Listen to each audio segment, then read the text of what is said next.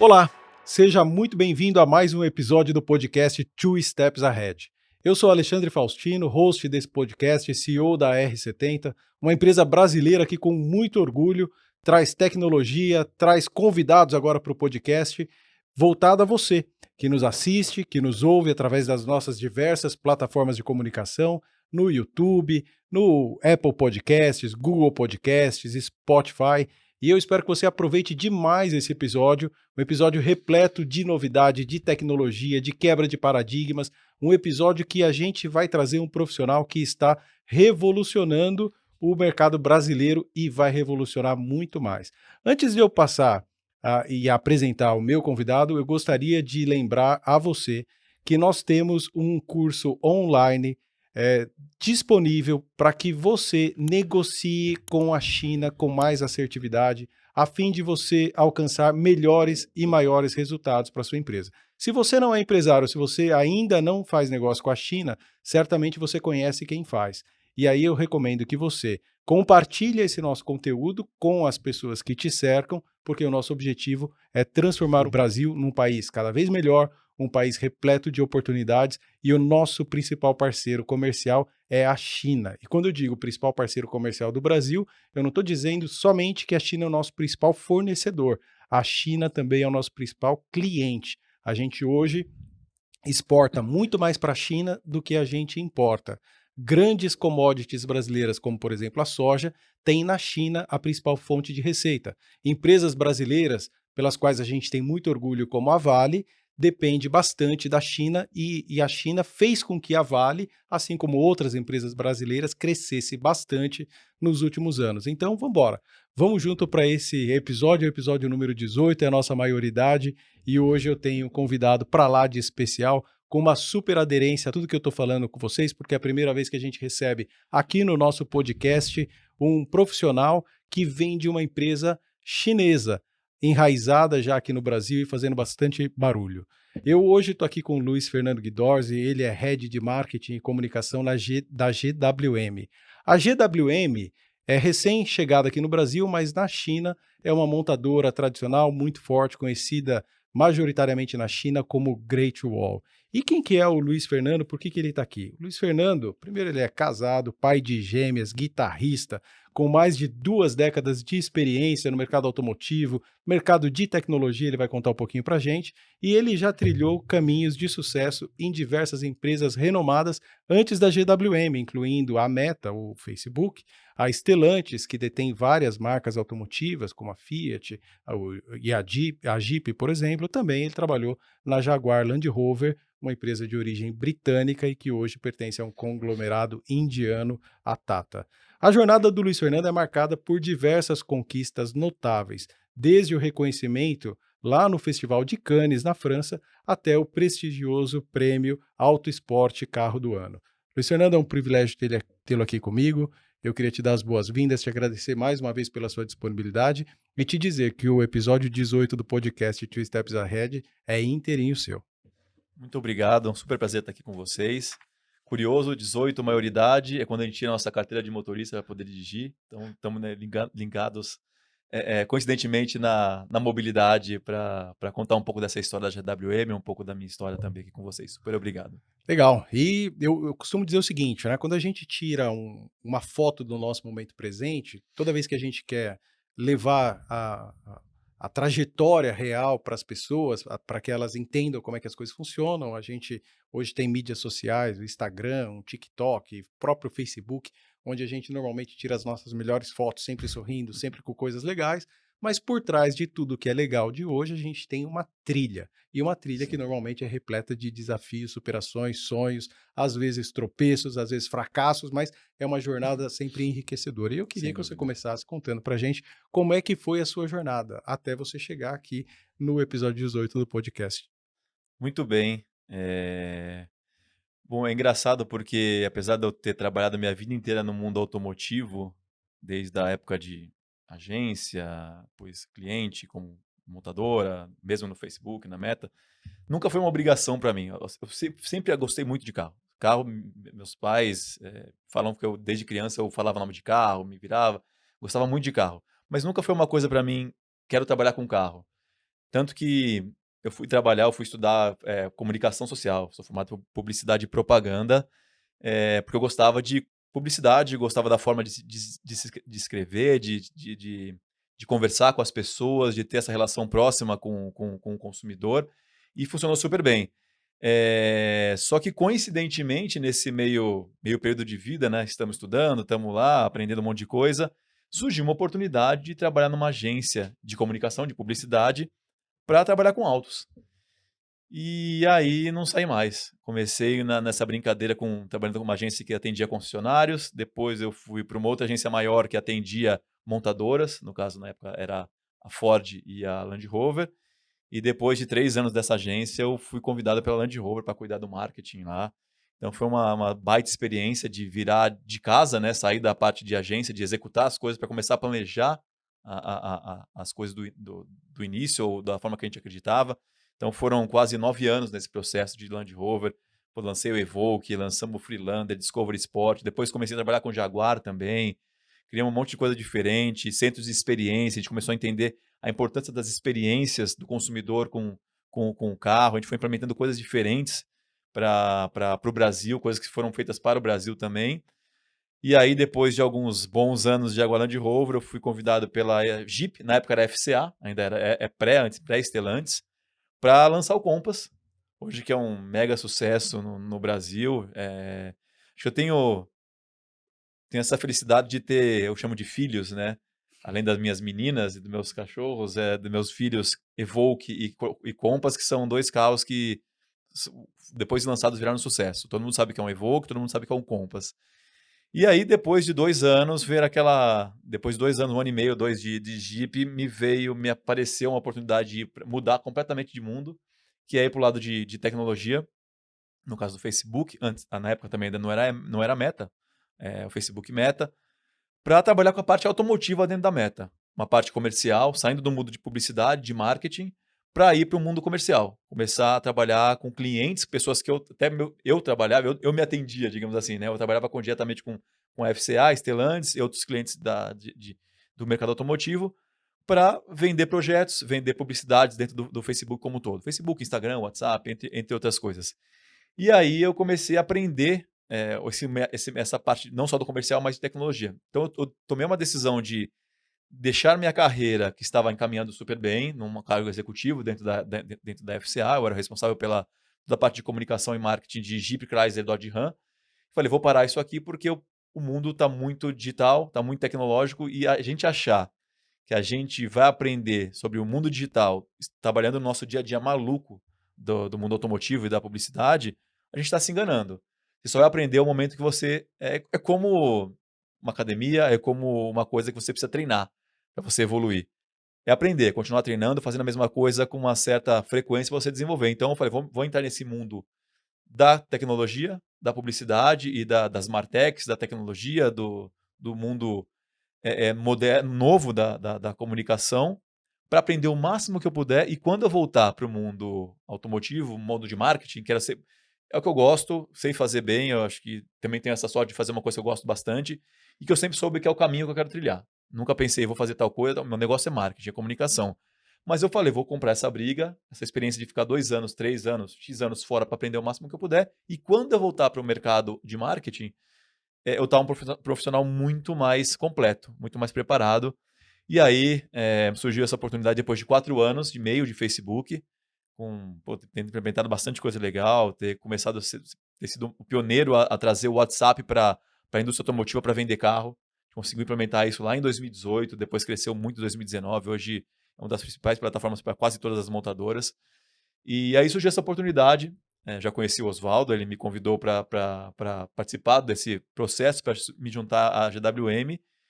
E aí é aquela coisa, né? É unir tudo que você aprendeu de vidas passadas, da experiência do mundo automotivo, com a parte tecnológica dessa autotech que a gente está trabalhando. A gente não se denomina uma montadora, mas sim uma autotech, porque a gente é uma startup, a gente está começando, ele começou pequeno, com uma baita ideia, para sanar dores dos consumidores sobre tipo de produto, sobre tecnologias que ainda não existiam no Brasil, que a gente está trazendo, que a gente está trazendo e está fazendo baita sucesso aqui no Brasil.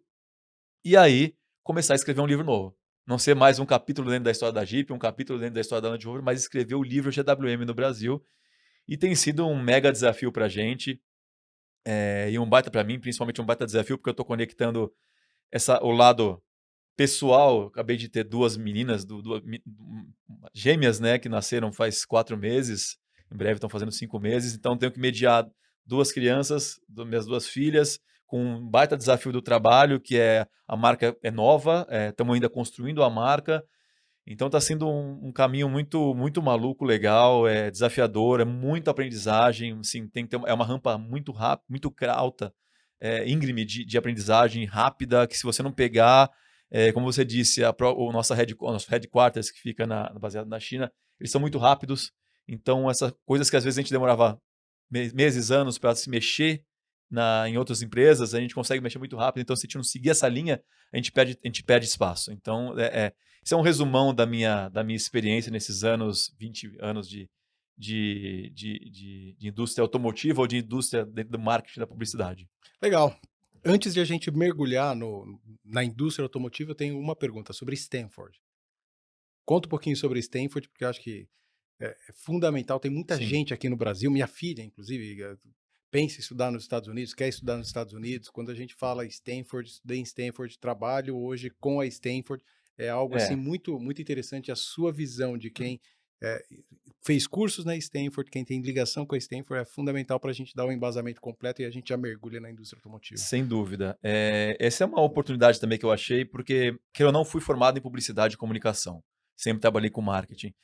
E, queira ou não, a gente tem muita. Quando você trabalha num setor, você tem muita visão em cima daquilo. Então, eu estudei humanas, comunicação. E eu acho que para ser um profissional mais completo, independente da indústria que você trabalha, para você também conseguir angariar cargos melhores, crescer na sua carreira, você precisa ter uma noção de outras coisas além da comunicação. Então, quando eu fui para Stanford, para começar a minha jornada com Stanford, que começou num curso que foi feito até aqui no Brasil, que Stanford veio para o Brasil fazer um curso de 3 meses, que chamava Ignite. Hoje ele só tem lá no campus mesmo, e não tem mais no Brasil. É um curso de startups. É um curso que você tem uma ideia e você pega essa ideia e transforma essa ideia até um pitch para uma bancada de investidores. Então é como você como você transformar uma simples ideia e executá-la. Para mim foi um chacoalhão, porque eu vim do mundo de publicidade, eu tinha umas ideias, sabia que era startup, mas nunca tinha feito nada parecido. Então foi a primeira imersão em tecnologia, em startup, em modernidade, um mundo rápido, diferente, com professores assim, em um outro nível, uma coisa muito, muito bacana. Depois desse primeiro espaço, eu me aprofundei mais em Stanford e acabei fazendo uma pós-graduação lá. E essa pós-graduação, ela acabava sendo um pouco mais abrangente, porque ela é em cima de negócios, em cima obviamente, de tecnologia, de inovação, que Stanford o DNA de Stanford é inovação. Grandes, inúmeras startups que hoje viraram unicórnios saíram de lá. Mercado Livre, Nubank, são só duas que eu estou falando que o brasileiro conhece, mas tem N outras que surgiram de lá. Então, eu usei essa oportunidade de estudar lá com pessoas do mundo todo, que cada um de um segmento diferente, de mundos diferentes, para aprender. Eu acho que mais do que só a capacidade intelectual que a gente tem, de conectar com os professores, com uma super rede deles, é o network que você consegue fazer de pessoas assim incrivelmente inteligentes, diferentes do que você faz, de outros segmentos que você nunca imaginou que existisse, só que você conheceria para conectar com você. Então, o Stanford foi um passo super importante. Essa pós-graduação eu fiz entre 2018 e 2019, no meu período que eu estava trabalhando no Facebook. Então, ajudava muito, porque estava lá, eu conseguia fazer algumas aulas lá, estava aqui no Brasil, fazia minhas aulas por aqui. Então, consegui unir as duas coisas. Mas ela foi, assim como foi o Facebook, primordial para eu poder conhecer o mundo digital. Stanford foi primordial para eu conseguir evoluir nesse mundo de inovação, nesse mundo de business como um todo, uma visão mais generalista de negócio, não só focada em publicidade, e que me fez, obviamente, estar nessa posição que eu estou dentro da GWM, por mais que eu cuide da área de marketing, comunicação, eu até tenho o meu lado produto de Tank também, com a linha de produto Tank, mas são coisas que eu tenho que ter uma visão como primeira linha de liderança, abaixo do C-Level, a gente tem esse contato direto com N áreas. Então, quando a gente fala, como a gente construiu a marca do zero, as reuniões são em portas abertas. A gente discute sobre venda, sobre pós-venda, sobre produto, sobre várias coisas. Então, se você não tem esse conhecimento, você também não contribui. Então, para mim, foi essencial para estar nessa posição que eu estou. Não só a minha experiência, não só essa vivência no mundo digital e tecnológico de startup, mas principalmente essa questão de inovação e de business que Stanford assim, brilha. E aí, para fechar essa coisa, uma super oportunidade acabou acontecendo nessa brincadeira. Depois de terminar o meu curso, eu acabei surgindo outra oportunidade de virar, a gente chama de course facilitator ou facilitador do curso ou coach dentro do curso de Design Thinking de Stanford. Então, é um curso, dentro desse programa de 1 ano de pós-graduação, tem algumas matérias que são eletivas e Design Thinking é uma delas.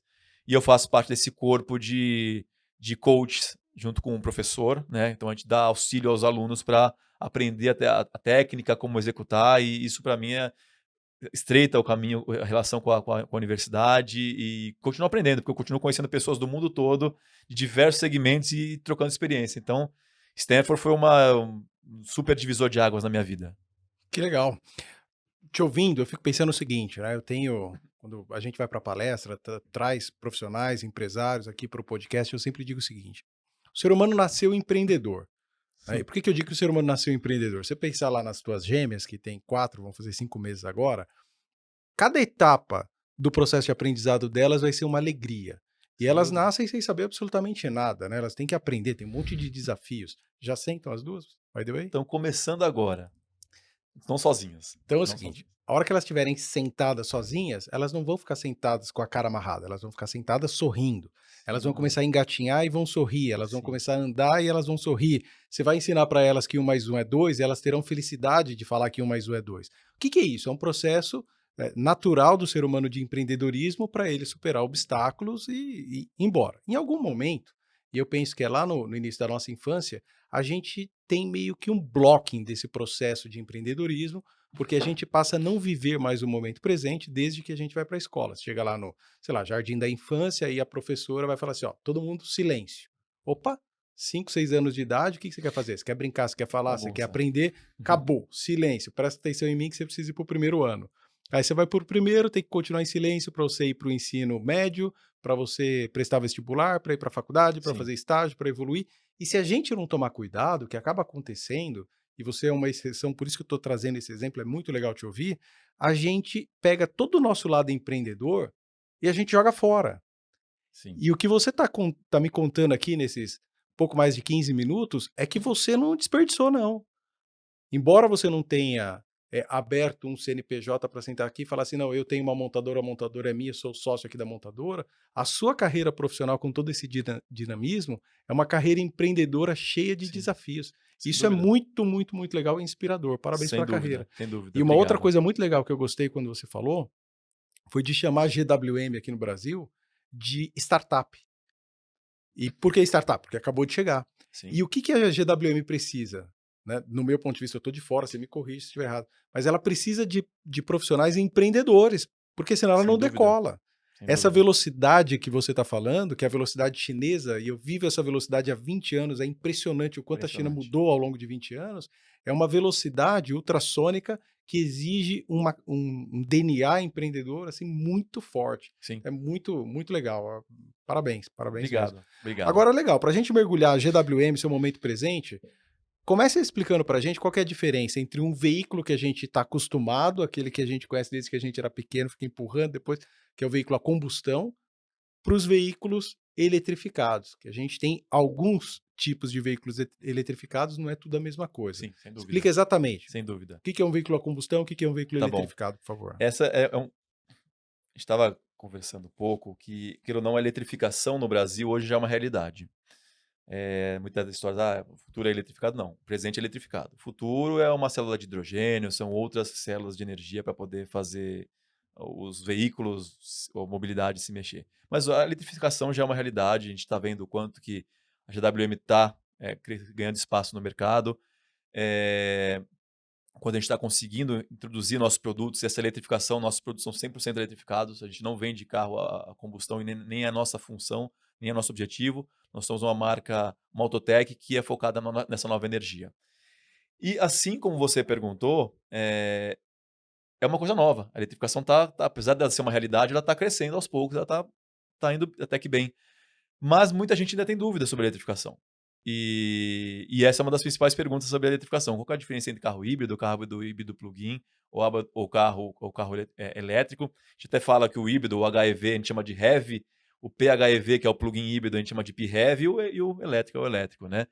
E a gente trabalha com essa gama. Então, o Rava, o H6, a gente tem as versões HEV e PHEV, e o Hora, que a gente está lançando agora, o Hora 03, ele é o nosso elétrico. Qual que é a diferença? Tentar falar até de uma forma simples dessa diferença. O carro híbrido, o HEV ou HEV, ele é um carro que ele tem um motor a combustão e ele tem uma bateria menor de suporte. É uma bateria que você vai usar para andar a pequenas distâncias, uma velocidades pequenas, mas também ela é uma bateria autorrecarregável, que você recarrega através da frenagem, através do motor também, que vira um gerador, mas ele também te dá suporte para você ter uma eficiência melhor no seu carro, não só em potência, quanto também em economia de combustível. Então, essa é a versão híbrida, uma bateria menor, que ela trabalha de suporte ao motor a combustão. Então, ela vai usar de novo para velocidades menores, para distâncias pequenas. A partir daí, entra o motor a combustão e ela vira de novo, aí ela vira como um suporte para manter potência e manter eficiência de consumo. Esse é o modelo híbrido, que é o nosso Raval H6 Heavy. A gente tem um modelo, a gente tem a opção plug-in híbrida, ou PHEV. Qual que é a diferença? A versão plug-in híbrida, falando da GWM, que tem uma bateria maior, com uma autonomia maior, ele também tem um motor a combustão, porque é um veículo híbrido, mas ele tem uma bateria maior. Uma bateria maior que te dá uma capacidade de autonomia elétrica, para você mandar só no modo elétrico. E o plug-in híbrido é aquele carro que você pluga na tomada. O híbrido heavy você não precisa plugar na tomada, ele é autorrecarregável.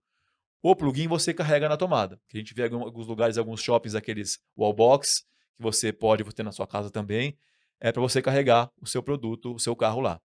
A diferença é que você, como eu disse, ele tem uma bateria maior. No nosso caso, a gente tem uma bateria grande, que te dá uma autonomia de 170 km. Ou seja, diferente do híbrido, do Heavy, que é o motor a combustão com suporte da bateria, o PHEV, ou plug-in híbrido, no nosso caso, são os dois motores elétricos, motor elétrico com essa bateria que tem um motor a combustão para dar suporte. Então, como a gente tem uma autonomia enorme de 170 km, que eu posso usar a minha semana inteira sem gastar um pingo de combustível, dependendo de quanto eu ande, eu dou essa possibilidade, essa versatilidade para o consumidor andar só no modo elétrico durante a semana. E se ele quiser fazer uma viagem no fim de semana, ele pode andar no modo elétrico, mas se porventura acabar a bateria, eu tenho o suporte do motor a combustão para distâncias mais longas, que inclusive ele pode funcionar também como gerador para carregar a bateria, que ela recarrega tanto também com a frenagem quanto com o motor.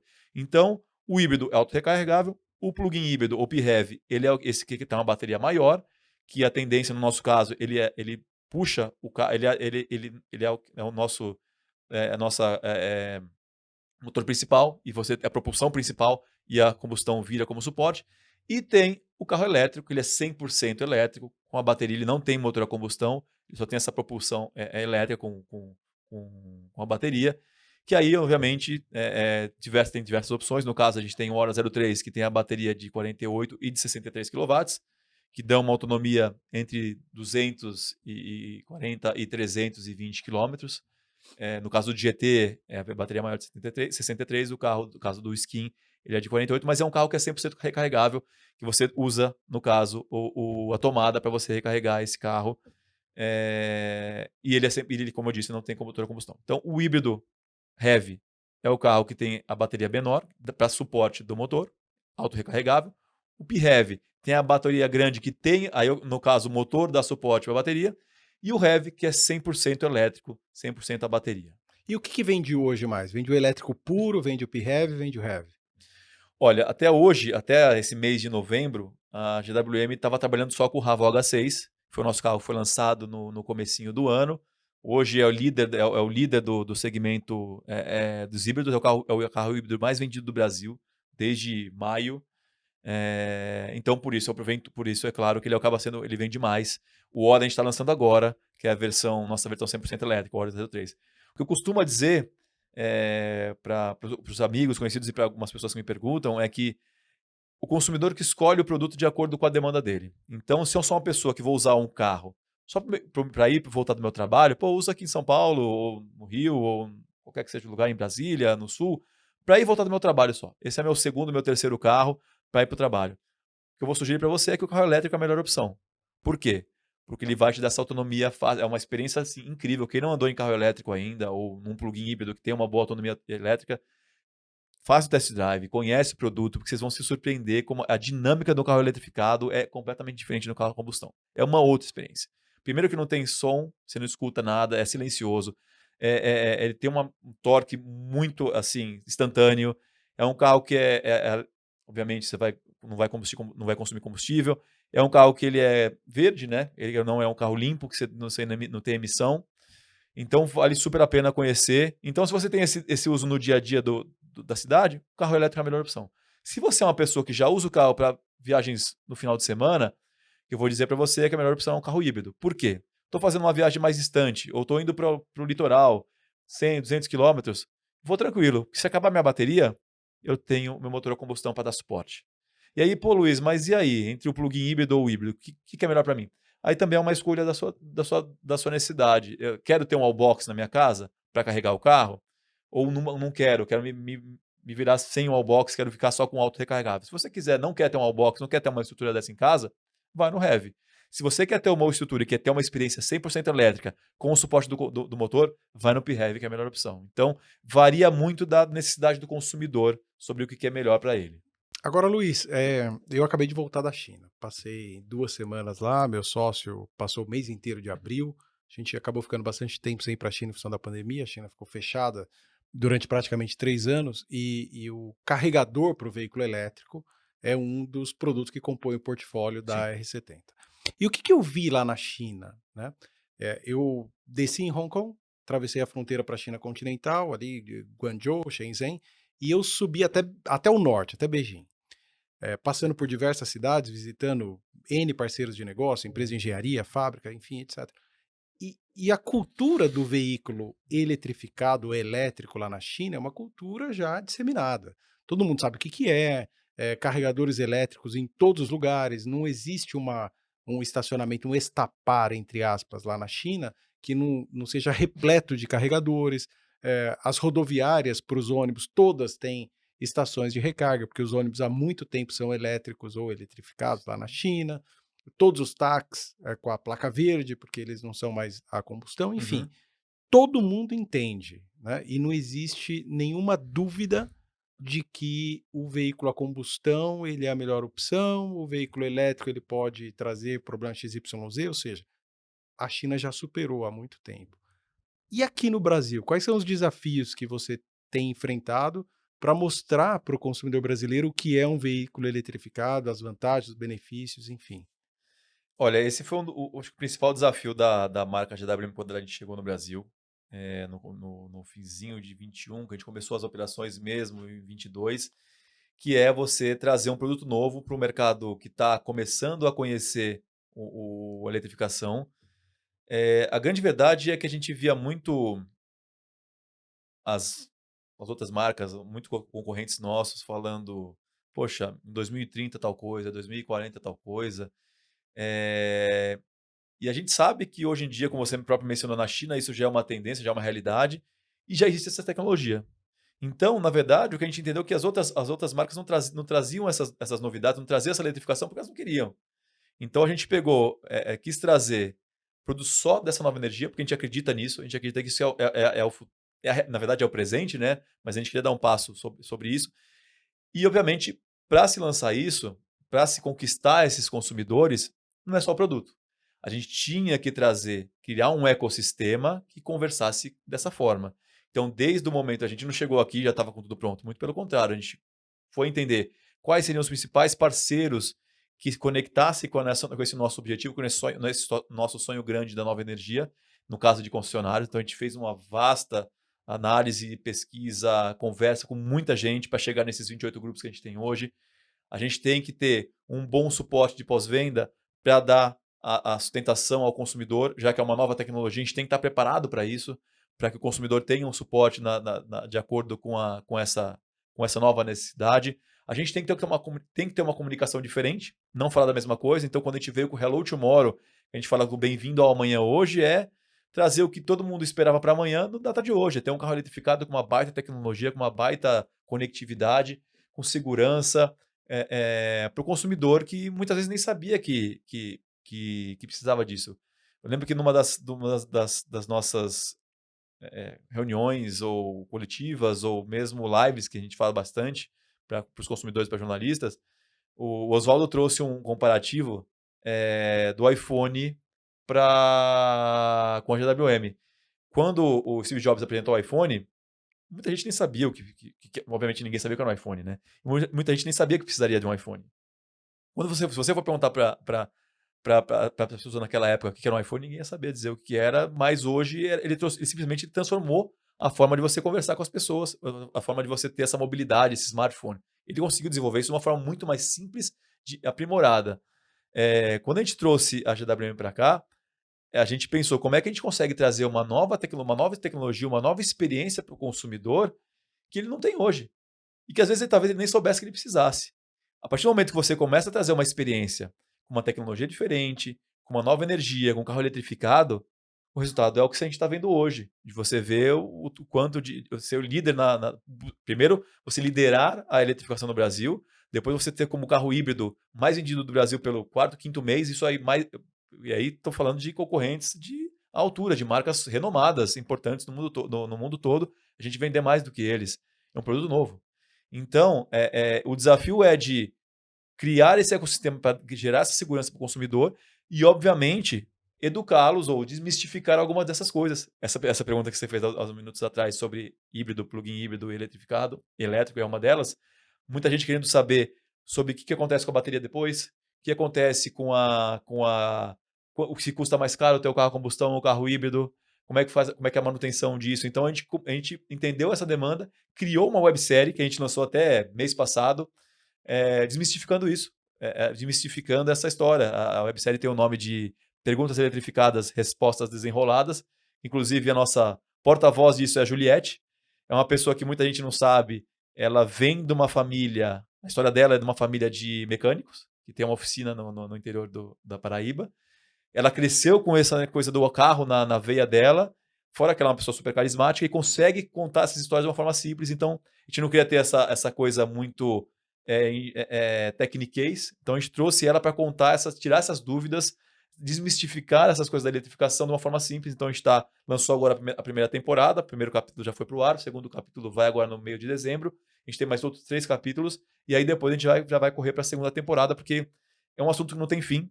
A gente capta as principais dúvidas dos clientes e a gente traz de uma forma simplificada, fácil das pessoas entenderem, até para ajudar na decisão delas. Porque realmente, assim como eu já tive, o Brasil inteiro ainda tem muita dúvida e a gente está aqui para ajudar. Mais do que vender carro, a gente quer deixar um legado para a sociedade, fazer com que eles entendam que a eletrificação não é uma moda, é uma realidade e que isso é bom para a gente, consumidor, e para a gente, para o mundo no meio ambiente. Eu quero falar com você sobre fábrica, mas porque a GWM comprou uma fábrica aqui no interior de São Paulo, Iracemápolis, que era da Mercedes. Sim. Mas antes de te fazer a pergunta direto sobre fábrica, eu queria compartilhar com você uma percepção. Tá? Ao longo dos anos trabalhando com China, eu fui entendendo cada vez mais como é que o país China está organizado, e eu entendi claramente o quanto a gente não entende absolutamente nada aqui no Brasil sobre o sistema de funcionamento da China. Por que a gente não entende? Porque a gente nunca estudou, né? Essa é a realidade. Quantas aulas no colégio, em Stanford, FAAP, você teve sobre a China? Provavelmente, Algumas. é. Mas, obviamente, o foco acaba sendo o Assim, Brasil. muito superficial. O que Sim, você sim. aprende sobre Não, história sem dúvida. fora do Brasil? É Estados Unidos e Europa. Sem dúvida. China, não. Japão, um Pouco. pouquinho, porque a gente recebeu muitos japoneses aí pós Segunda Guerra Mundial. E aí, o fato de a gente não conhecer como é que a China está organizada, o que é uma empresa chinesa e tal, faz com que a gente não tenha segurança. Muitas vezes a gente, que eu digo, não sou eu e você, né, a gente brasileiro, a gente não tem muita segurança em apostar numa empresa chinesa, porque teoricamente o cara está do outro lado do mundo, vem para cá um dia, vai embora depois, tal. Mas eu creio, e é em cima disso que eu queria construir a minha pergunta sobre a fábrica, que a aquisição da fábrica da GWM, ela ela traz 2 pilares muito importantes. O primeiro, você está gerando emprego aqui, você está conseguindo levar ao consumidor um Sim, veículo mais competitivo, você tem benefício de imposto, você tem incentivos, não sei o que tal. Mas o outro é a questão da confiabilidade, né, porque se a gente parar para pensar, você não vai montar uma fábrica do outro lado do mundo, sem se dúvida. você não tem um plano muito consistente. Você concorda? Até que Totalmente. então eu queria que você me contasse o seguinte, lá dentro da GWM, como é que vocês vem a questão, a importância da GWM ter adquirido uma fábrica e vocês praticamente já começarem sendo uma marca de automóvel que tem uma fábrica no Brasil, embora a operação comece em 2024. Acho que é fundamental e curioso é que a GWM começou, né, a gente nós lançamos a marca GWM no final de no final de 2022, já obviamente já vinha trabalhando com isso, mas antes de tudo isso, no comecinho de 22, a primeira coisa a ser anunciada aqui foi a compra da fábrica. Então, antes da gente lançar a marca para o Brasil, a gente teve esse anúncio da compra da fábrica da Mercedes, Iracemápolis, que é assim, conecta todo com o nosso objetivo, sabe. O Brasil, pra GWM, o Brasil é um hub de inovação. Tudo que a gente está fazendo por aqui está servindo de inovação para outros mercados. Então o nosso branding, ele é diferente do mundo todo. O Hello Tomorrow é do Brasil. Nosso branding azul, preto e branco é no Brasil, as nossas cores. Eh, o nosso produto Raval H6, que é vendido aqui, o plug-in híbrido e o GT, só tem essa configuração no Brasil. Na verdade, até o HEV, quando a gente lançou, só tinha essa configuração no Brasil. Depois outros mercados começaram a levar, porque a gente quer focar na nova energia. Então a gente está usando o Brasil como um hub de inovação. A fábrica, como eu estava comentando com você, da questão de você ter esse ecossistema de segurança para o consumidor, poxa, eu estou vindo para cá, um produto novo, uma marca nova, concessionários que já tem um certo renome nas suas localidades, e a gente veio pensando no longo prazo, a GWM não chegou do nada. A GWM está estudando o Brasil há mais de 10 anos. Então eles vieram estudando o Brasil há mais de 10 anos e falaram: agora é o momento certo de chegar. E conseguimos montar um time brasileiro para tocar essa operação. Então, apesar de a gente ter pessoas chinesas aqui com a gente, a liderança é brasileira. Tudo que a gente faz aqui, a decisão é feita por nós brasileiros. A gente direciona. E eles escutam muito a gente sobre essa questão. Eles escutam muito não só a gente, mas os funcionários e os nossos clientes. Tudo é feito, é muito, muito legal essa humildade que eles têm de poder ouvir o que a gente precisa, como a gente quer. E eles trabalham em cima disso. Então a fábrica é extremamente relevante para fechar esse ecossistema, para dizer, poxa, a WM veio para cá, tá vendendo 2 carros, aí acontece tal coisa, e aí eles vão embora. Não, a gente veio aqui para ficar. A gente veio aqui para contar, para criar uma história, como eu mencionei, para gerar um legado, para deixar um legado para a sociedade brasileira.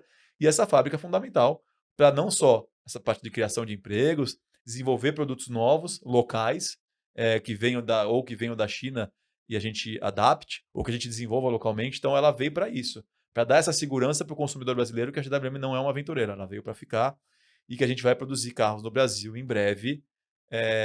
Hoje a gente fala que nossos carros são feitos no principal centro de inovação do mundo, que é a China, mas são feitos por brasileiros para brasileiros. No futuro próximo, a gente vai continuar, obviamente, trazendo alguns produtos da China, vai continuar sendo importados, outros a gente vai fazer literalmente made in Brasil, feito no Brasil, por brasileiros para brasileiros.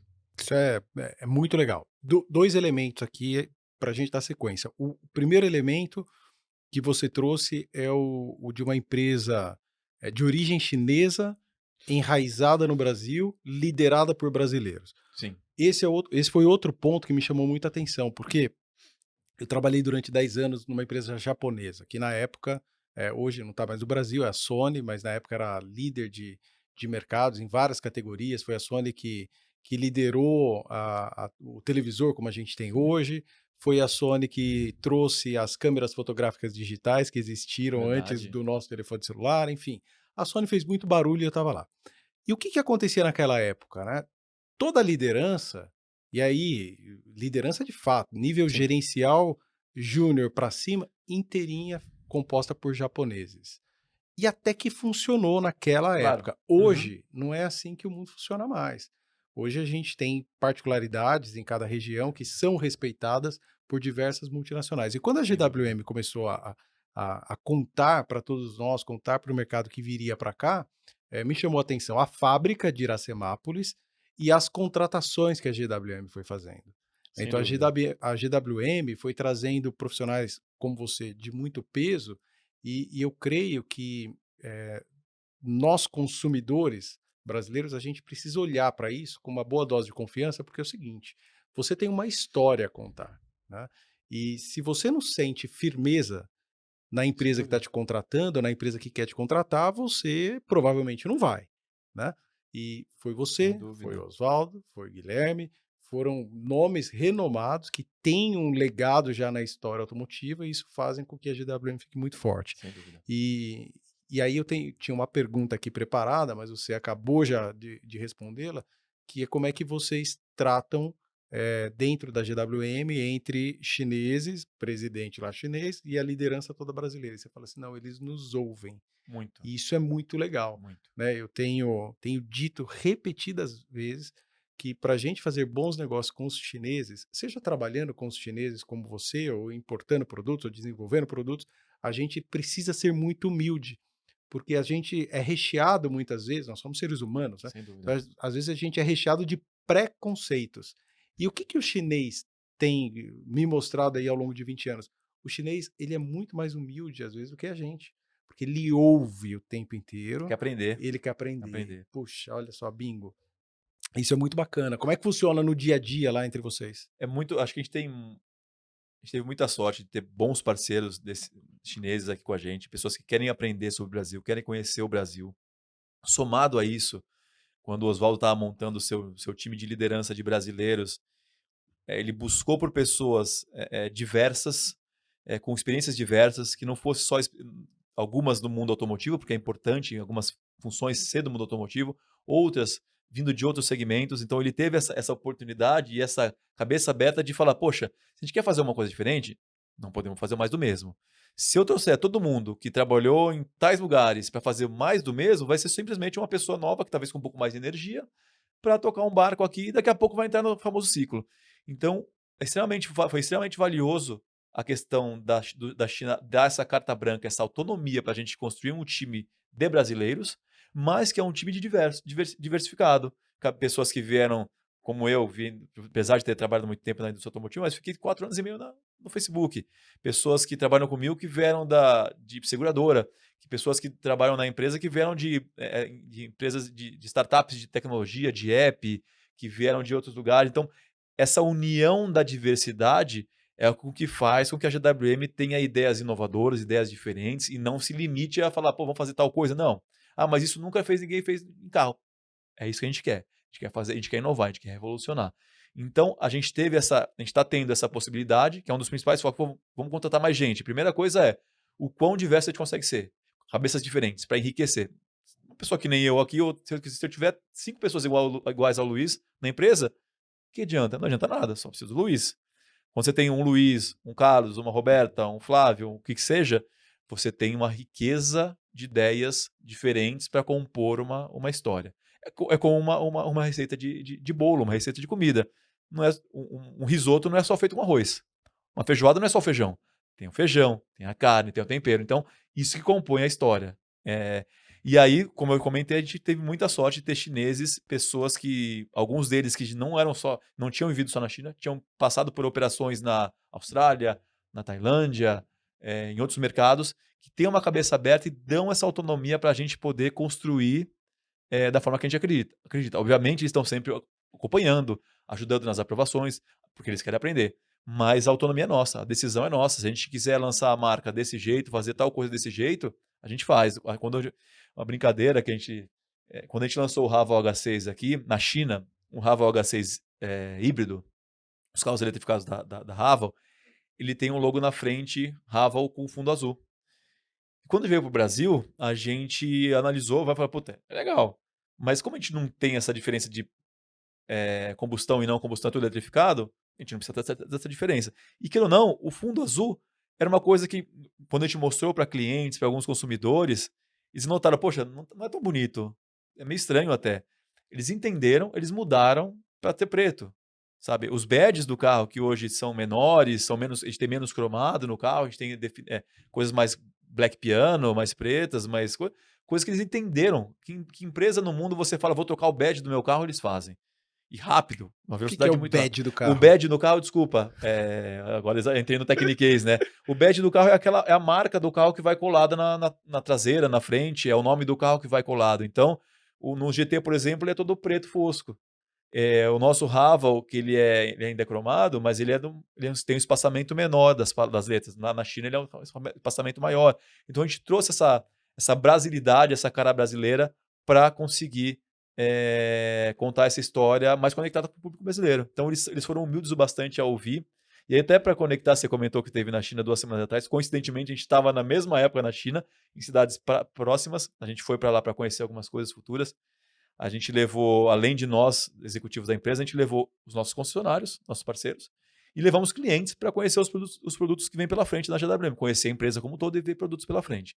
Tivemos várias sessões de mostrar carros para eles, que tanto os dealers quanto os consumidores falam, pô, esse aqui acho que vale a pena ter no Brasil, esse aqui eu acho que não vale a pena, esse aqui eu acho que tem que ser desse jeito. E a gente ouviu, fizemos outras reuniões só entre nós e os executivos de lá para alinhar um pouco como é que seria isso, e foi riquíssimo.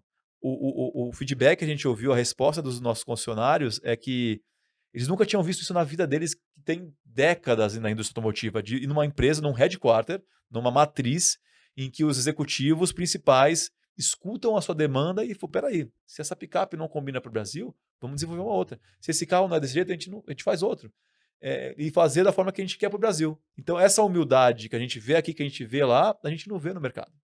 Então tem sido muito rica essa relação entre nós e eles. É uma super diferença de cultura entre aqui e lá, e a gente aprende com eles e eles aprendem com a gente. Então tem sido uma troca super rica, surpreendente para mim, que não vim de indústrias, de indústrias chinesas, né? Vim da americana, da britânica, para o mundo chinês, e estou assim, muito, muito contente, feliz com o que eu tenho visto lá, surpreendentemente. Então, mas a experiência que você está trazendo, né, de ter se surpreendido com a China, os concessionários que têm aí décadas, gerações, né? Gerações tomando conta dos concessionários se surpreenderem, é o que eu ratifico todo santo dia dentro da empresa. Eu digo o seguinte: quem desembarca na China com planejamento, desembarca no lugar certo, né, não cai aí numas furadas que tem, acabou ficando super surpresa, é horrível, né? Mas acabam se surpreendendo demais Sem dúvida. com aquilo que eles enxergam, porque Sem dúvida. à primeira vista, pra gente que está aqui do outro lado do mundo, é que nada do que você está falando acontece na realidade na China, mas é que é o oposto. É o oposto. Eu tive uma experiência no aeroporto de Xangai, eu rodei muitas cidades, às vezes de trem, às vezes de avião, muito mais de trem do que de avião. Sim. Mas eu cheguei um dia de manhã no aeroporto de Xangai, um voo doméstico de Xangai para uma cidade do lado, lá de Baoding, onde está o headquarter da Great Wall, Shijiazhuang, e aí o meu voo ele sairia 1 hora depois que eu desci do táxi. Eu estava com uma baita malona, tal, precisava despachar bagagem, um monte de gente chegando junto no aeroporto. Falei, cara, eu vou perder esse voo.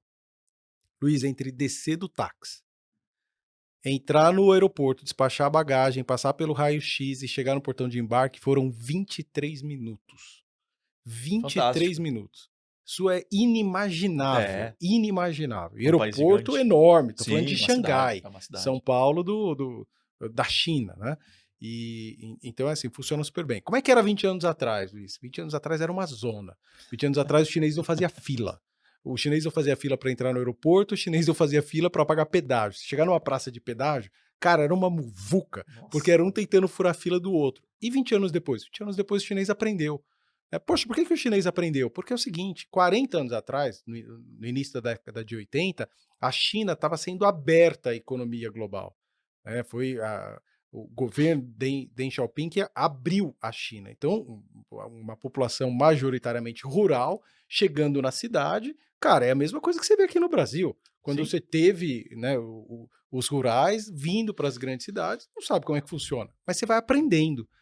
E à medida que eles foram aprendendo com a humildade que eles têm, com essa capacidade que você está falando de ouvir, de entender e de reagir muito rápido, o chinês é muito empreendedor, a gente tem hoje um colosso, né? Um colosso. E aí, eu te ouvindo e estou aqui, né? Mundo fantástico de Bob, estou pensando. Você tem um grupo de brasileiros, um outro grupo de chineses E essa junção é a mesma que a gente tem hoje, Brasil, país, com a China, quando a gente fala de fazer negócio, né?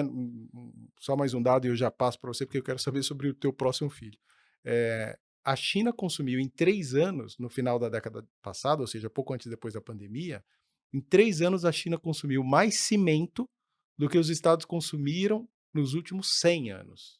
Que loucura. Isso é um negócio bizarro É, de é pensar. bizarro. 3 em 100, né. Então o que a gente tem que fazer abrir a cabeça para desmistificação, ir lá, ver como é que funciona, né. O governo chinês, uma outra coisa interessante eu aprendi agora, o governo chinês, esse governo atual do Xi Jinping, ele tem 3 pilares, e ele precisa responder para o partido, embora seja um partido único, o presidente precisa responder o que é que ele vai fazer e entregar. Ele tem 3 pilares, um pilar é a economia, e aí ele está bem lascado, porque principalmente o mercado imobiliário chinês Sim, está colapsado, tal, então tem que batalhar.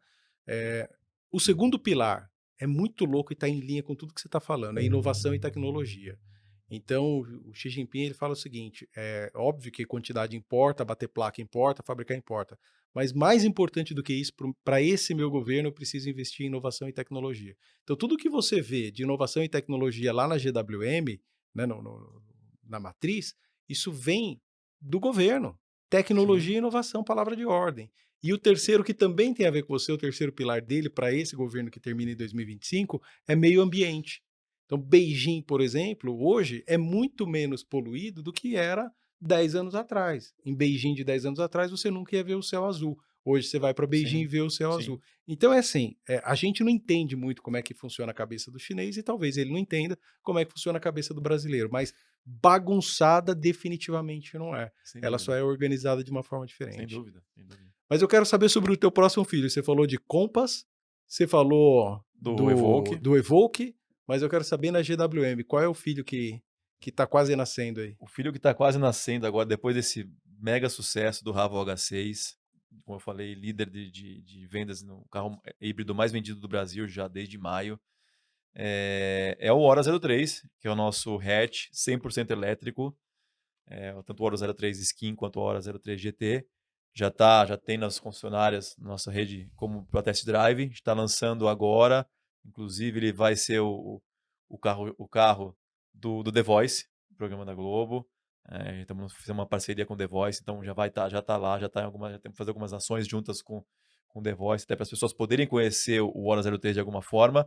Mas ele já está na rede, começa a entregar já esse carro. Na verdade, a gente apresentou esse carro num evento em Interlagos no mês de agosto. Desde lá, a gente começou algumas pré-vendas, todas no Mercado Livre, 100% no Mercado Livre. Que é outra disruptura, by the way, né? Total, total. É maravilhoso, é incrível isso. E agora chegou a hora de começar a entregar esses carros dos consumidores que compraram, então a gente está começando a entregar já esses carros. Já tivemos algumas rodadas desse produto com a imprensa. Na semana que vem, a gente vai fazer uma outra rodada com a imprensa para que eles possam conhecer a versão skin e começar a entregar os produtos para os consumidores. Então as pessoas ainda não conhecem o A03, que não fizemos, estamos lançando ele agora, e esse é o nosso próximo, meu próximo filho aqui no Brasil. E a GWM ela tem como se fosse submarcas, não é isso? São linhas de produtos. A GWM é a marca mãe, e aí abaixo da GWM a gente tem linhas de produtos. A gente tem a linha Raval, que são SUVs urbanos. A gente tem a linha Hora, que são os hatches elétricos urbanos. Na verdade, são os elétricos urbanos, não são hatches, mas esse, no caso, o Hora 03 é um hatch, mas são os carros elétricos urbanos. A gente tem a linha Tank, que é a linha de SUVs 4x4, sob chassi, carroceria sob chassi. A gente tem a linha Power, que é a linha de picapes, e a gente tem a linha Way, que é a nossa linha de veículos de luxo, veículos premium. Então a gente tem essas 5 linhas de produto, todas sob a marca GWM. E você está responsável por todas essas linhas ou algumas específicas? Como no marketing, marketing de comunicação, eu sou responsável por todas as marcas, por GWM e, obviamente, por todas as linhas de produtos, mas também eu tenho um meu lado de produto, que eu sou responsável pela marca, pela linha de produtos Tank. Assim como tem um colega meu que cuida da marca da linha Raval e da linha Hora, é uma colega que cuida da linha Power, eu cuido da linha Tank, que estamos ainda desenvolvendo, construindo aí uma estratégia para lançar em breve. Em breve. Legal, beleza. Ó, a gente está chegando aqui no fim. e falamos bastante de GWM, acho que é super importante, né? A gente contribui demais com o nosso país, trazendo a realidade, como é que as coisas funcionam na China, o que significa o veículo eletrificado, tem uma série de vantagens aí por trás. A gente tem muito desafio, eu vejo Muito. a infraestrutura que foi construída na China, principalmente envolvendo os carregadores, como um desafio enorme para o nosso país. A China hoje tem uma malha ferroviária impressionante. Viajei muito de trem de alta velocidade. Incrível. Poxa, É você tem que incrível. andar 300 quilômetros para, sei lá, visitar um cliente ou a passeio, negócio, não importa. Eu vou de Vai trem. de trem. E aqui? Aqui eu não tenho a opção de ir e voltar de trem, então eu faço muito bate e volta de carro. Sim, Pô, como é que eu faço com o veículo eletrificado? Tem que ter certeza de que se eu sair de São Paulo e ir a Marília visitar um cliente meu, lá vai ter um carregador disponível. E hoje talvez a infraestrutura ela não esteja pronta para veículo pesado, caminhão e ônibus, sim, pior ainda, tá? Então a gente tem uma série de desafios, mas é a realidade, não é o futuro, né? Eu gosto quando você fala de realidade, eu defendo muito o momento presente. sim. Vamos planejar a nossa vida? Vamos planejar como é que vai ser a vida das gêmeas quando elas tiverem 18 anos e forem para a faculdade? Vamos. Mas também vamos olhar para as gêmeas a hora que a gente chegar em casa hoje, porque tem Claro, um monte de coisa legal sim, e o mais importante está no momento presente. Então, sem isso é dúvida. super bacana, você contribuiu pra caraca. Agora eu queria que você, para a gente fechar esse episódio, eh, compartilhasse o pensamento do Luiz para todo aquele que te assiste do ponto de vista profissional.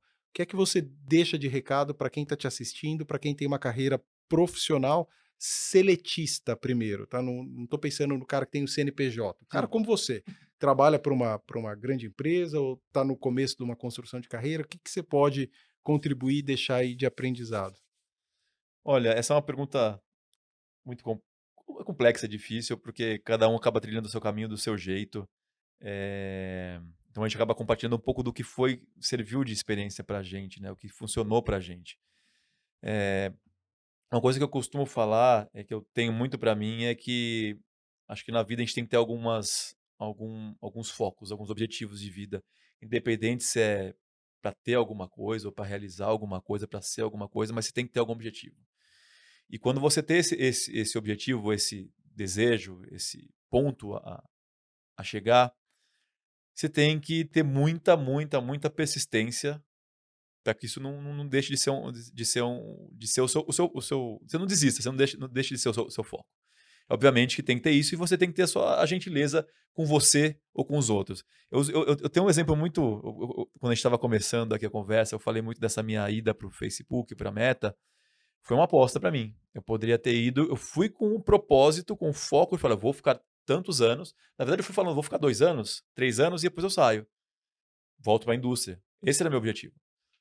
Aí eu fiquei 1, fiquei 2, fiquei em 3, não surgiram oportunidades, eu não conseguia fazer nada, em nenhum momento eu desisti. Continuei falando: "Puta, esse é meu objetivo, esse é meu foco". Então eu mantive meu foco, mantive a persistência nesse meu foco e mantive a gentileza. O que que é a gentileza? A gentileza não só com os outros, obviamente, que tratar mal as pessoas, muito pelo contrário, acho que a gente tem que tratar bem assim como a gente gosta de ser tratado, mas principalmente a gentileza conosco mesmo. A gente às vezes que se cobra muito e essa autocobrança faz mal pra gente. Porque no fim do dia, quando a gente deita a cabeça no travesseiro, é aqui que a gente tá pensando. Se você se cobra muito, você não é gentil consigo mesmo, você se cobra. E se você se cobra muito e entra numa espiral negativa, cara, você entra num buraco que vai ser difícil você conseguir sair. Então, essa questão do foco, persistência e gentileza, assim, é primordial, uma coisa que eu sempre trago comigo mesmo, porque se você não souber para onde você vai, dificilmente você vai chegar lá. Eu estava até conversando com uns amigos ontem sobre uma coisa parecida, e eu lembrei muito de uma frase, de um dizer, né, que o Senna falava muito. Tem até um vídeo clássico, um áudio clássico do Senna, que ele fala: não importa quem você seja, não importa a classe social que você esteja, não importa se você, sabe, batalhe, faça o que você acredita que é, você que um dia você vai chegar lá, um dia você vai conseguir atingir o seu objetivo.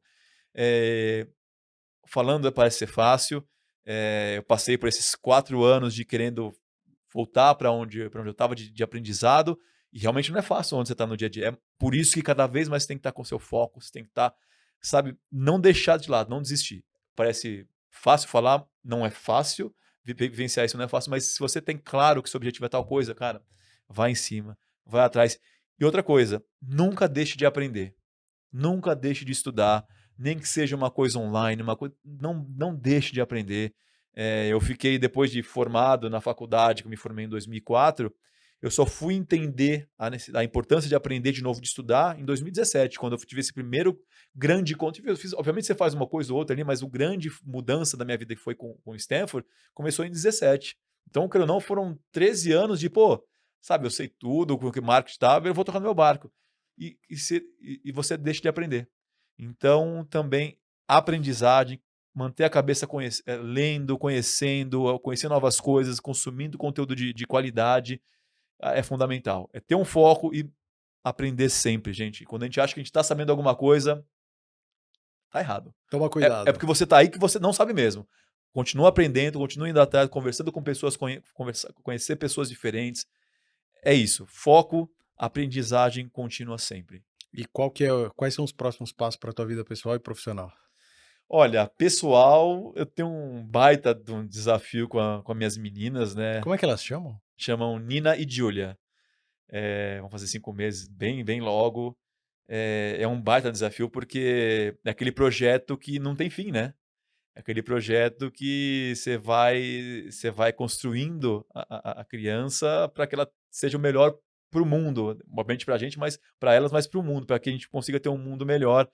E a gente tem que tomar super cuidado, não evitar a nossa loucura do dia a dia. Às vezes a gente está estressado, não trazer isso para casa, super difícil. Não adianta falar, pô, chega em casa, tá isento. Muito pelo contrário, tem dia que você está cansado e você tem que tomar cuidado para não passar isso, porque elas pegam energia. Tudo elas entendem. Então, meu primeiro grande desafio agora é conseguir, junto com a minha esposa, a gente conseguir educá-las, ter pessoas boas para o mundo. Esse vai ser um baita desafio, que é um próximo e bem perene.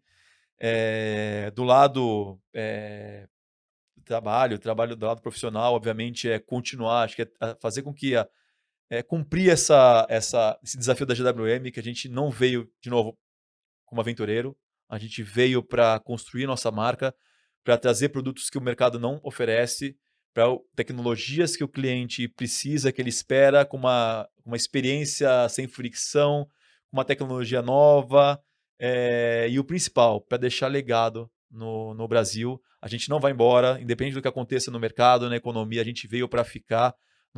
A nossa operação ela é saudável, nossa operação está focada no futuro. A gente vem por aí com produtos assim que ninguém imagina que a gente tem, que vão chegar em breve. E a gente, mais do que vender carros, a gente veio para também ajudar a desmitificar muita coisa.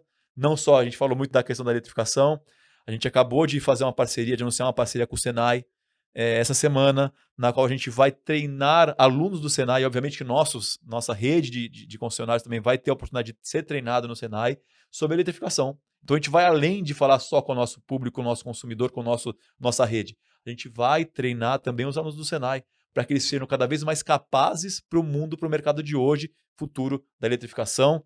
Futuramente, a gente fala que esse sim é o futuro, que são as células de hidrogênio, que a gente já está em teste na China, que em breve a gente vai trazer para o Brasil para testar também. Então, acho que eu posso falar que a GWM está muito preparada, o Hello Tomorrow realmente é um Hello Tomorrow, bem-vindos ao Amanhã Hoje. A gente está preparado para o Brasil. E quem não escutou, quem não conhece a GWM, vai conhecer, vai cada vez mais ouvir falar da gente, não só no produto, mas em todo esse ecossistema que a gente está construindo aqui no Brasil. Você é um cara feliz? Cara, eu sou um cara feliz. Sabe que felicidade é um ponto muito interessante. Felicidade é uma coisa que é uma montanha-russa, né? Está aqui, tá ali. Mas a felicidade está muito ligada a propósito. Quando você tem um propósito na sua vida, independente de qualquer que seja, você tende a achar a felicidade nele, quando você atinge ele, ou quando você. Muito mais de quando você atinge, mas muito mais de quando você atinge numa jornada. Então, quando você tem um propósito, eu acho que você consegue atingir a sua felicidade ou a sua alegria de uma forma mais real. Porque às vezes a gente fica na cabeça de, poxa, meu sonho é ter tal coisa. Aí quando você compra aquela coisa, você fala, pô, fica feliz. 30 segundos depois você comprou aquela coisa, qual que é a próxima? Sabe? Isso não é felicidade real. Felicidade, obviamente, é você estar com a sua família, você estar num lugar que você te dá conforto, que você está com pessoas que gostam de você. Isso é um tipo de felicidade. Mas você ter um propósito na sua vida é um outro tipo de felicidade que muita gente, às vezes, não lembra ou não pensa por esse lado. Onde eu quero chegar? O que eu quero ser? Sabe? O que eu quero que minhas filhas sejam? Eu vou ficar muito feliz se as minhas filhas forem o que, obviamente, que elas quiserem. Elas podem ser o que elas quiserem. Eu estou aqui para dar suporte para elas, mas que elas sejam pessoas melhores para o mundo. Então, esse é um tipo de propósito que eu tenho. Independente se elas vão ser advogadas, publicitárias, espero que não sejam publicitárias, mas que sejam advogadas, estou brincando. Advogadas, trabalham com o que quer que elas sejam, elas podem fazer o que elas quiserem, mas que elas sejam pessoas melhores. Isso vai me deixar muito feliz. Esse é um propósito, é meu foco, é fazer com que elas sejam pessoas melhores, independente do que elas façam. E fazer o que, no lado profissional, fazer o que a empresa deixa um legado para a sociedade. Isso vai me fazer feliz. Então, a felicidade é uma coisa que ela vai flutuar em cima dessa história, mas se você tem um propósito, eu acho que você consegue ter isso mais claro na sua cabeça e viver menos naquela ilusão de, poxa, eu preciso ter tal coisa para ser feliz, eu preciso estar em tal lugar. Não, acho que são coisas que se complementam numa fusão bacana aí de propósito, momentos alegres e menos ter, mais ser, mais saber onde você quer chegar, sabe? Nesses lados do ter, do ser. Acho que é bem por esse lado que eu penso sobre a felicidade. Muito legal. Deixa eu te falar algumas coisas aqui. Primeiro que eu tenho 3 em casa e os 3 já tiveram 4 ou 5 meses. Uma loucura. Você vai ser feliz pra caraca com as suas Não, é gêmeas, demais, né? fazendo o que você absolutamente nunca imaginou que fosse ter que fazer, ficar feliz com isso. Sem dúvida. Não tem jeito, é um negócio assim bizarro. Então, sei lá, 2 exemplos que me vieram aqui em mente. No domingo passado, minha filha, depois de 17 anos de idade, depois de passar um monte de sufoco, conseguiu comprar um ingresso para assistir o show da Taylor Swift no Allianz Sim. Parque. Só que ela conseguiu aos 45 do segundo tempo, conseguiu só um ingresso, tinha que ir sozinha e tal, não sei o quê. Cheguei da China na sexta-feira à noite, e aí conversando com a minha mulher depois do jantar, ela falou assim: ó, no domingo você vai levar lá tua filha, não sei o quê, tu. Então, mas acho que é bom chegar cedo, né? Porque senão a fila vai estar enorme, aí vai pegar um lugar ruim. Então, eu falei, vou deixá-la lá umas 8 da manhã. Eu falei, então, mas aqui não é deixá-la lá, né? Você não vai ficar lá com ela? Porque, poxa, 8 da menina, manhã, tal, não né? sei o quê. Eu falei: mas será a fila? Ah, quer saber? Eu vou lá e fico um pouquinho. Resumo da ópera. Das 8 da manhã às 4 da tarde, com o braço cheio de pulseira Pulseiras. da Taylor Swift que ela enfiou no meu pulso, e aí passava alguém, ela falava: ô papai, troca aí a pulseira. Eu só estendia o punho, né? Né? Eu falei: não, pega algumas aí, bota algumas aí, tal, não sei o quê. Sentado lá no chão, na beira do Allianz, sabe como? Feliz pra caraca. É Feliz pra isso. caraca. Acabei de chegar da China, Taylor Swift. Cansado, mas Pô, a meu, vai alegria embora. dela Cansaço vai é embora. total, Cansaço vai total. embora. Ontem à noite, cheguei em casa, ainda fui meio do avesso e tal, não sei o que, capotado. Mas meu filho sai da escola 10h30 da noite. Dá pra ir de Uber embora? Pô, tranquilamente. Sim.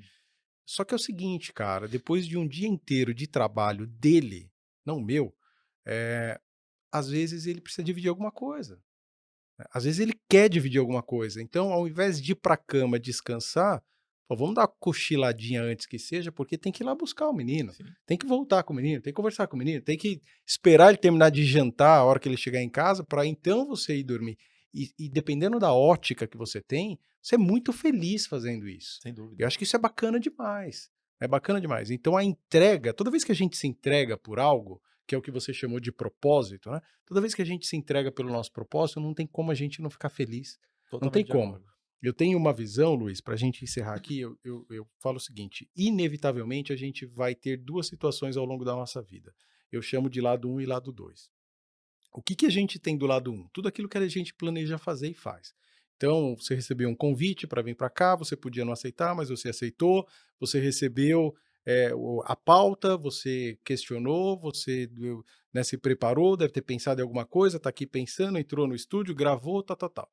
Você podia ter optado por não fazer nada Sem disso. dúvida. Então, tudo Sem aquilo que a dúvida. gente tem opção de fazer ou não, eu chamo do lado um. Só que às vezes o que vai acontecer? Você vai vir num podcast e vai falar assim: cara, foi muito legal, eu consegui colocar, dar voz a tudo aquilo que eu planejei, isso foi muito legal. Aí, quando dá certo, a gente chama de sucesso. Mas às vezes, porra, não encaixa, cara, as palavras não encaixaram, as perguntas não Sem dúvida. vieram, não foi muito legal, tal, não sei o quê, a gente chama de fracasso. Então você tem do lado um sucesso, positivo, fracasso do outro lado. Óbvio que não dá para passar a vida inteira fracassando e sendo feliz. Mas, quando você capota porque você fracassou, o que você tem que fazer? Faz de novo. Sem Vai lá dúvida. fazer de novo, não desiste, que é o que você falou, que é o que eu falo para a molecada, vou no colégio, vou fazer palestra, eu falo o tempo inteiro, não desiste não. Deu errado, faz de novo, treina mais, tenta outra vez. porque sempre vai acontecer de as coisas não se encaixarem do jeito que a gente planejou. E as situações, elas não se repetem na nossa vida, elas são todas únicas e inéditas. E do lado 2 da vida? Do lado 2 é tudo aquilo que a gente não consegue controlar. E o que a gente não consegue controlar? Você está citando aqui GWM, comprou uma fábrica em Iracemápolis, desenha um portfólio, contrata os melhores profissionais, os chineses ouvem todo mundo. Cara, vai ser líder de venda? Não sei, não dá para saber. Não está no Não nosso tá no nosso controle. controle. Sim. E tudo aquilo que não está no nosso controle, se a gente focar demais, a gente vai perder a felicidade, Perde porque energia. que, que é a tal da felicidade, eu chamo, ao invés de energia, eu chamo de potência, e vou Pode ser? fechar com isso. E o que a gente tem ali do lado 2? A gente não tem o sucesso ou fracasso. Do lado 2, a gente tem a sorte ou o azar, porque a gente não controla as coisas. Uhum. Então, você chegar aqui e tá sem energia e o podcast foi cancelado, puta azar. Chegou aqui, tava tudo certo, cafezinho, água, tanto, puta sorte, porque são coisas que você não controla. A visão empreendedora que você tem, para trazer agora para a conclusão do meu raciocínio, é uma visão que te coloca o tempo inteiro do lado 1. O empresário, o inventor, o Sim. transformador, aquele cara que faz, ele tá com a cabeça o tempo inteiro do lado 1. Toda vez que ele se depara com o lado 2, ele corre rapidinho de volta para o lado 1, porque é ali que a gente tem que passar a nossa vida, é ali Sem que a dúvida. gente tem que viver. E Sem dúvida. ali é onde a gente tem a felicidade. E o que você falou eu quero comprar a xícara, aí você compra a xícara, 10 minutos depois você não quer mais. Esse é um conceito que vem de Platão. Platão falava assim, ó, amor é igual a desejo. Desejo, eros. Só que qual que é o problema do pensamento platônico, né? A gente chama de amor platônico, até às vezes de forma incorreta, mas enfim. Qual que é o problema do amor platônico? Platão fala que você deseja, mas tudo aquilo que você deseja, quando você tem, você deixa de desejar. Porque você Sim. já não tem, Exato. você já tem, né? Exato. Então, o amor, segundo Platão, ele não é longevo. Ele dura até você conseguir. Conseguiu, não ama mais. Quando Platão morreu, Aristóteles, discípulo dele, falou assim: oh, não é nada disso, deixa eu explicar para vocês. Não é assim, não. Você tem que aprender a amar aquilo que você tem. Não olha para a grama do vizinho, olha para a tua. Faça a tua a grama mais verde, a grama mais bonita. Ama a tua mulher todos os dias, as tuas gêmeas todos os dias, o teu emprego, seja lá qual for, todos os dias. Você tem que estar bem feliz com aquilo que você tem hoje. E aí, de repente, a gente fala assim: opa, mas é que tem, às vezes, algumas coisas não vão funcionar do jeito que eu queria. Como é que eu Sim. amo? Aí vem um outro cara, mais recente, chamado Spinoza, holandês. Ele fala assim: ó, que é o seguinte, quando você tem que fazer aquilo que você não gosta, você foi trabalhar sei lá, na Meta, mas, cara, tava muito estranho, não tava gostando. Você sente falta de potência quando você não gosta de alguma coisa. E se tá com falta de potência, amigão, você não vai conseguir ser feliz. Agora, cara, quando você faz o que você gosta, você trabalha na indústria automotiva, a Meta é uma empresa, ia falar palavrão, não pode aqui, mas a Meta é uma empresa fantástica, boa pra caramba, tal, não sei o quê. Como é que você chega na Meta? Cara, você chega com a potência lá em Lá em cima. cima, é feliz pra caraca, você vai chegar em casa hoje, tal, não sei o quê, vai ver as gêmeas. Cara, mas eu amo essas gêmeas. O que vai acontecer então? Potência lá em cima, alegria barra felicidade. Isso E aí. para fechar aqui, assim que eu tenho terminado, depois de Platão, depois de Aristóteles, veio um cara chamado Jesus que falou assim: ó, vou contar para vocês o que é amor. Você vai entender exatamente o que é amor o dia que você olhar para quem estiver na sua frente e perceber que a maior felicidade que você sente não é com a sua realização, é com a realização Total. daquele que está na tua frente. E se você tiver dúvida quando você chegar em casa hoje, você olha para as tuas gêmeas. E Total. você percebê-las Maluco. sorrindo, você É vai, uma cara, se sentir loucura. o cara mais É uma feliz da face loucura. da terra. Com sono, cansado, elas dão um sorriso pra você. Você fala, cara, passo a noite inteira a precisar olhando pra elas. Assim. É Esse é fantástico. o amor ensinado por Jesus Cristo. E aí, eu digo o seguinte: se durante 70 minutos de gravação, em algum momento, você ficou feliz e gostaria que esse episódio durasse um pouco mais, e você também que está aí com a gente gostou de um momento, de um minuto, de um segundo do que a gente conversou aqui, sabe o que significa, Luiz? A minha meta de hoje foi batida, porque Isso aí. você foi Com feliz certeza. e, consequentemente, eu estou muito feliz. Muito obrigado. Eu que agradeço. Um super prazer. Acho que foi um papo super tranquilo, fácil, gostoso de falar de coisas diferentes, não só da minha vida, mas falar dos desafios que a gente tem, né? Às vezes a gente fica muito focado no trabalho, que só fala da trabalho, trabalho, trabalho, às vezes a gente não fala da vida, às vezes eu gostei que a gente conseguiu conectar não só nosso trabalho, nosso dia a dia maluco, mas trazer a vida pessoal. Quando a gente fala das filhas, fala do amor, fala dos propósitos, Acho que isso às vezes falta um pouco da gente trazer o lado humano das pessoas, ouvir mais, falar menos, ouvir um pouco mais do outro, sabe? A gente às vezes também fica muito eu, e não. Quando você fala de ver um sorriso e conectar, isso é fundamental. Parece bobo, mas os animais fazem isso muito bem. Segundo um cachorro, eu tenho 2 cachorros também que são como filhos, independente do jeito que você tá, ele olha pra você, ele te desmonta, porque ele te olha de uma forma pura. Ele pode ter acabado de sofrer alguma coisa, tá com uma dor, ele vai te olhar de uma forma fluida, então ele tem essa conexão, ele tem esse amor, essa interação com você, e a hora que você olha para aquilo, você fala: "Poxa, é isso, né?". É maravilhoso, essa conexão é fantástica. Obrigado, foi um super prazer e conta comigo. Tamo Legal. junto. Cara, portas abertas, volte quando você quiser. Obrigado. Quando você tiver esse filho, ora, outro filho, outro filho, outro filho, a casa é sua. Você está sempre Muito convidado obrigado. para vir para cá. Muito Valeu. obrigado. Espero de verdade que você tenha sido feliz, porque eu fui Tamo para junto, caraca. tamo junto. Valeu, obrigado. Valeu, até mais. Pessoal, muito obrigado por ter nos acompanhado até aqui. Espero que vocês também tenham gostado do conteúdo que o Luiz trouxe. Conversa super boa, cheia de energia. E a vida é isso aí. A vida é aproveitar cada um dos seus minutos como se não houvesse amanhã. Aproveita o de hoje, porque o de amanhã, a bem da verdade, é que a gente não sabe se vai chegar. Então seja muito feliz. Não deixa de compartilhar esse vídeo com todo aquele que você ama, se você gostou.